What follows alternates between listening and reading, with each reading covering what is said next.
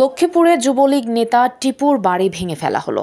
লক্ষ্মীপুর জেলা যুবলীগের সাবেক সভাপতি ও সদর উপজেলা পরিষদের চেয়ারম্যান এ.কে.এম. সালাউদ্দিন টিপুর বাসভবন ভেঙে দিচ্ছে ছাত্র জনতা। বৃহস্পতিবার ৬ ফেব্রুয়ারি বিকাল থেকে বিক্ষুব্ধ জনতা শহরের পিঙ্কু প্লাজার টিপুর বাসায় আগুন দেওয়ার পাশাপাশি ভাঙচুর করে। সরেজমিনে দেখা গেছে টিপুর বাসার নিচে উৎসুক জনতা বাসা ভাঙার দৃশ্য দেখছেন। অনেকেই আবার নিজেদের মোবাইলে ভিডিও ও ছবি ধারণ করছেন, আবার অনেকেই ভবন ভাঙছেন। গত বছরের ৪ আগস্ট বৈষম্য বিরোধী ছাত্র জনতার আন্দোলনে সালাউদ্দিন টিপু তার বাসভবনের ছাদের উপর থেকে নির্বিচারে গুলিবর্ষণ করেন। ওই দিন টিপুর গুলিতে ৪ শিক্ষার্থী নিহত হয়। গুলিবিদ্ধ হয় শতাধিক ছাত্র জনতা। টিপু আন্দোলনে নিহত শিক্ষার্থীদের হত্যা মামলার প্রধান আসামি।